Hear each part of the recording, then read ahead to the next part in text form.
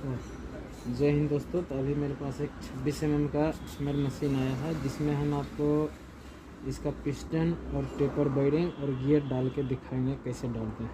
तो आइए हम डालते हैं। ये देखिए इसका स्प्रिंग है, फर्स्ट ये डालेंगे हम पहले। उसके बाद ये हो गया इसका गियर, इसको यहाँ डाल देंगे, इसमें सेट हो जाता है, ये यहाँ सेट हो गया। और ये पिस्टन, ये जो है ना, ये इसमें आता है, ऐसे होता है, ये चलता है। तो इसमें डालने में थोड़ा सा परेशानी होता है, लेकिन आराम से हो जाता है। तो फर्स्ट में हम इसको यहाँ डाल देंगे, इसको इसके अंदर कर देंगे, ये अंदर हो गया। उसके बाद यहाँ देखना है हमको, ये देखिए लगा दिए, ये लग गया। अब इसका यू लॉक, इसको यू लॉक बोलता है, इससे ये लॉक हो जाते हैं। ये इसको पीछे से डालेंगे और इसको यहाँ से ऊपर कर देंगे। ये देखिए सिस्टम और गियर सब लग गया।